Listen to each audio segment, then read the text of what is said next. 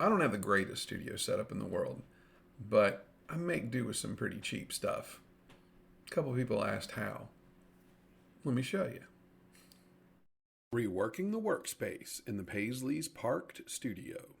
All right, so two of the most difficult things to control are extra sounds and light as far as the recording goes.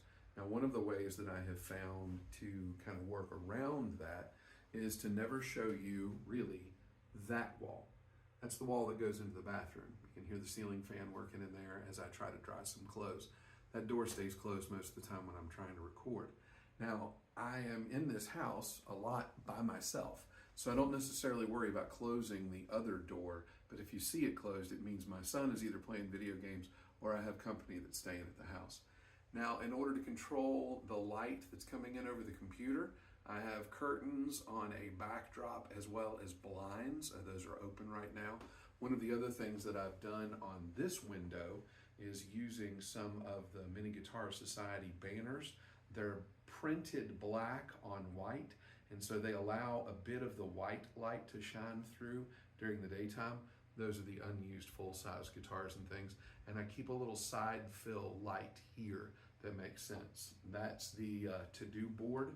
Now this light is actually blacked out with some fabric, and it's not done very well, so it does allow a little bit of light that comes in the side.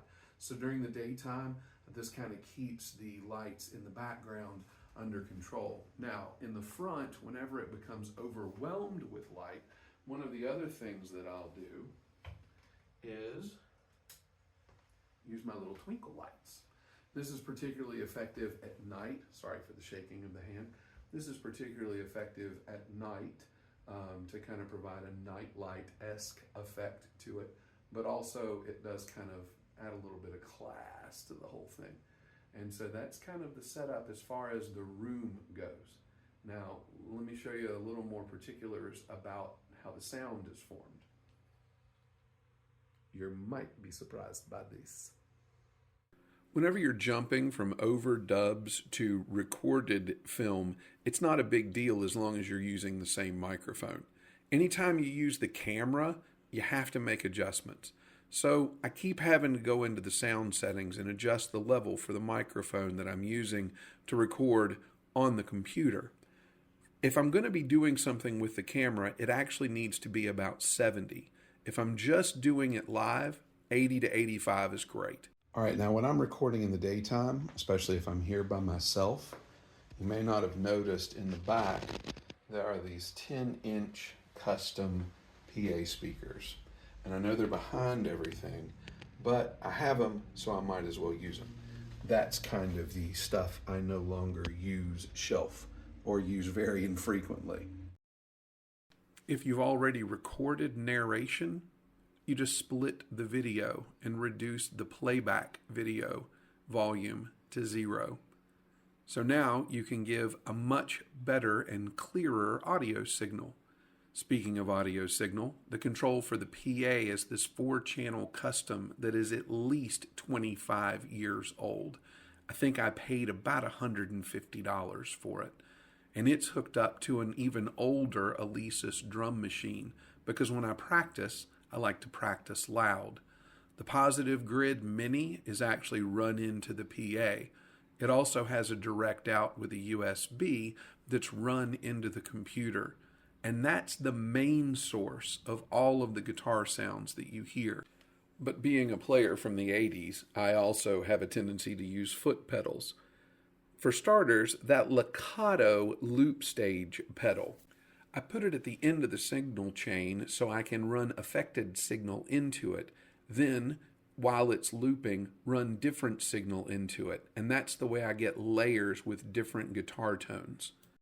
The Positive Grid Mini is good, but it's not good enough to do something like that. So I'll run a clean tone out of the Positive Grid and then an affected tone into it. Working backwards is my TC Electronic Corona Chorus pedal, my Donner Dumble Drive pedal for a slight bit of gain, and when I want a lot of gain, I tend to use my blues drivers, the BD2. And the very first pedal, which also acts as a kill switch from time to time, is the Donner DT1 tuner. Although I admit, I don't use that nearly as much as I probably should. So if I want to record something where I'm using the drum machine or anything like that, basically that's how I practice a lot, because I really like the volume. It's mostly picked up by this little Blue Yeti microphone. And as you can see, it's on the desk. So every time I tap the desk, I get a little bit of feedback. Sometimes I actually think enough to put a coaster under it, but most of the time I completely forget. So I've got to solve that problem. Simple lit keyboard, which makes my life a little easier. I use night lights up here. That's judging the humidity and temperature of the room. That is the episode that I'm working on right now. Of course, that's the other monitor as well as the camera. Another side fill light. My wonderful sugar-free cough drops because I'm diabetic. A trash bag because I am cleaning everything. And of course, since these little wood beasties are sponges, this is my humidifier, which pretty much runs here in the wonderful state of North Carolina in the winter almost all the time. And that's what this gallon of water is for, is I'll literally move the top to the side, lean it against the stool, and then pour a gallon of water in about twice a day. It's just kind of what you have to do in order to keep all of these things happy. We want to keep the fretzes where the fretzes are supposed to be. All right, so this is the new setup with camera 1, which is the camera directly over the main monitor. And this is checking the microphone to see if that's the microphone that is in fact working, because I don't trust what it tells me. And this is checking camera 2, which is a side angle of the desk, which can also be taken off and repositioned. Well, taken off and repositioned so that it could record me playing. And again, I'm checking this microphone to make sure that it works.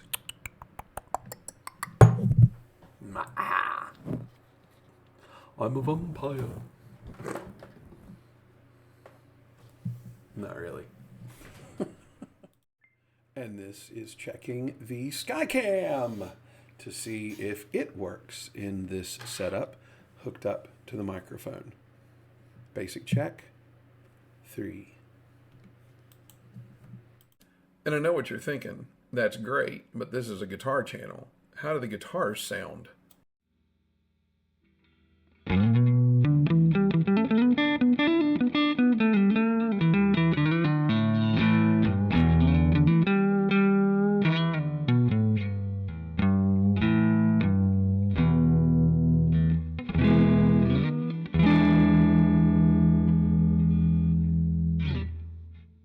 All right, the sound was good, but the picture was all washed out and really far away.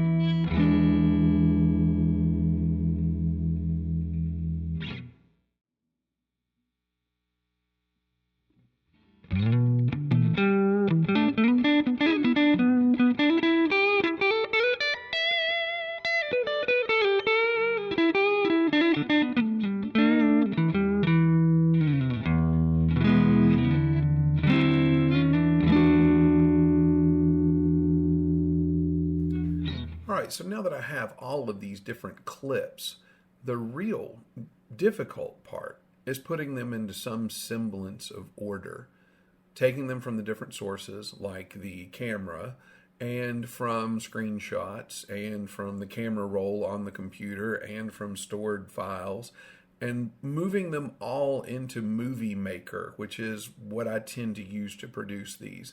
It is the Video Editor Pro version that allows for overdubs and adding in music, and also allows you to arrange clips relatively easily. I've tried different programs, and this just seems to be the easiest for my feeble brain to use, which is good because while I'm resetting things and doing this, I'm also hoping to improve the quality of the studio.